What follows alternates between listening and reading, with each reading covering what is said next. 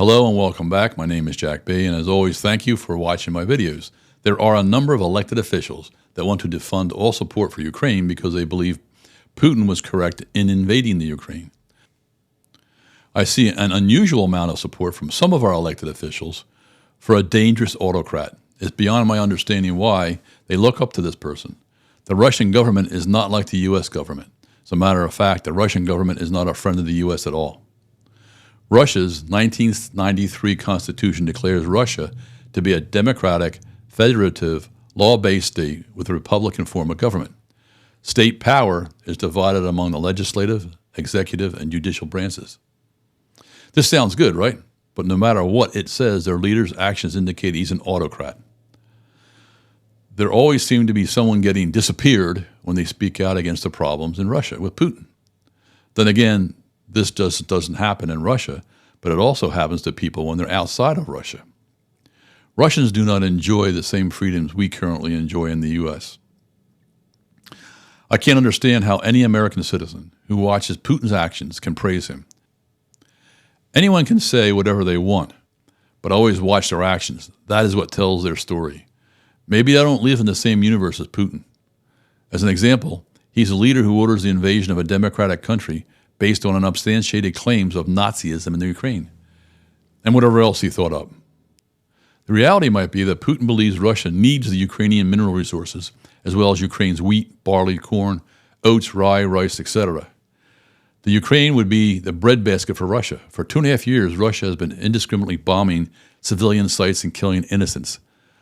But I don't see or hear an uproar in the news about this activity.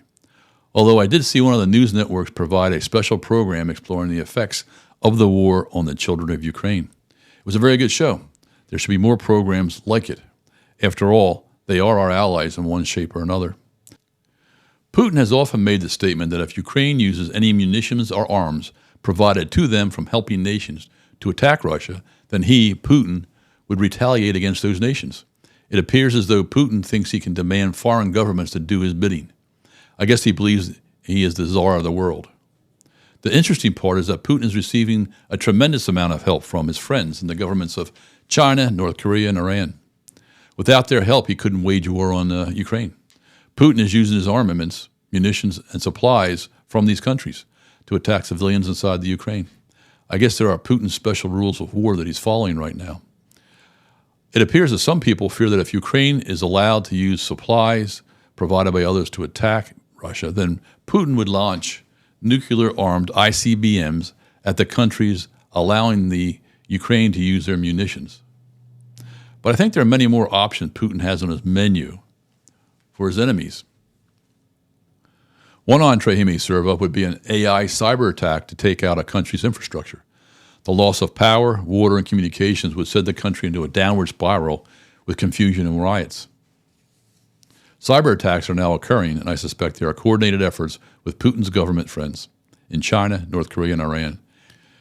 AI-generated deepfakes can influence U.S. elections so that the RCP might get a weaker U.S. leader elected or a more RCP-friendly leader in place so that the RCP can more aggressively attack other nations.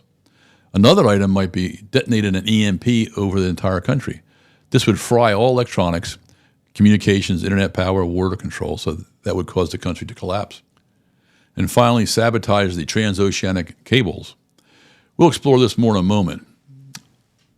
Putin and his partners can, with minimal effort and finance, bring an opposing country down without directly harming the population.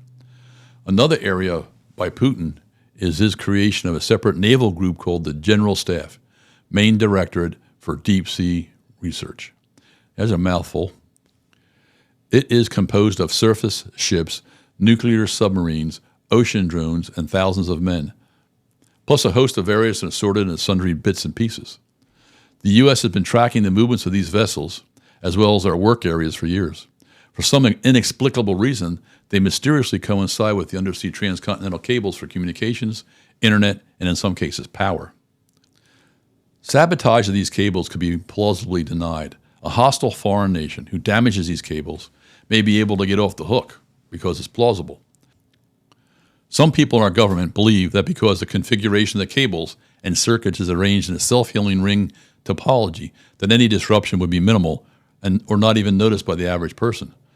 But again, if an enemy country is determined enough to go to the expense to fund this naval group, overfunding their war in Ukraine, and then cause damage to the cables, then I have to believe they would also prevent any self-healing of this undersea infrastructure to occur. These are the international antics of the anti-democratic communist and dictatorial governments in the world today. The CCP, RCP, Iran, and North Korea are huddled together for a common cause, and that is not friendly or beneficial to the U.S. or its allies. Our presidential candidates ought to be focused in discussing these topics. The candidates ought to explain the steps to accomplish what they state, not just state a bunch of actions which they probably can't follow through upon. Show me the plan. The international landscape and American safety is on the line. The CCP, the RCP, Iran, and North Korea are not our friends. They would take over this country and its resources in a heartbeat if they could. They're playing the long game, and our leaders aren't discussing it. Our leaders probably aren't aware of a long game strategy, and we don't see it. The U.S. border security is a major issue which is not being realistically addressed. Everybody says, oh, more rules, more fences. No, we have 4 sides to our country we should be protecting. Everyone you speak with has an opinion. The unrealistic and extreme options are being discussed by the candidates. Every action the government takes costs us money. We need to be sensible in developing ideas into reality. Taking the gold from one bucket to another causes deficits elsewhere. All our borders need to be managed securely for our safety. We can't allow everyone in the country. There are legitimate asylum seekers, but there are also bad actors with nefarious motives who claim they're seeking asylum, but they aren't. We need to be able to thoroughly vet them and weed them out as unfriendly or not. And they don't get into the country till we vet them and weed them out. We do need people who wish to come to America for a new start, to enjoy our freedoms, to contribute in a positive manner, and participate in our democracy. We can't allow random people to ride up and down our streets in pickup trucks, hooping and howling, snatching people up in nets. At the same time, we cannot allow criminals to roam our streets and cause Americans in some areas to live in fear. We should manage the situation with trained, authorized, and legitimate people to protect the American citizen. All actions by individuals or groups need to be held accountable in the public's eyes. Unfriendly countries to the U.S. have many techniques to cause distress to the U.S. There are activities many countries use. Colombia and Venezuela were intentionally cooperating together to gather many people from many different countries around the world to funnel them through the Darien Gap, through Central America, through Mexico to cross into America. They cognitively decided to flood our southern borders with people until the U.S. government lifted sanctions on these 2 countries. Other opportunists, such as drug dealers, human traffickers, jihadists, and others seeking to hurt America, entered this parade. In 2022, as an example, Putin employed a similar technique of flooding the Finnish border with immigrants in an effort to prevent Finland from joining the NATO. He was hoping to collapse their economy with all these extra people coming into the country. Finland simply closed the borders to prevent any overburdening of their economy and ultimately joined NATO in April 2023. The other day, I heard there were 3 new separate incidences that Russian fighter planes either violated Alaskan airspace again or skirted Alaskan airspace. It doesn't matter which it was. Russia's pushing the envelope to see what America will do and how far they can get away with what they do. It's time to use a fly swatter on these pesky gnats. We should not in any way trust anything Putin says. He is another one whose actions speak louder than words. The bottom line is our politicians need to get serious about Americans, all inclusive, nothing else. Let's just do it. So these are my thoughts for today. And again, please verify the information presented. And again, thank you. And until next time, take care and be safe.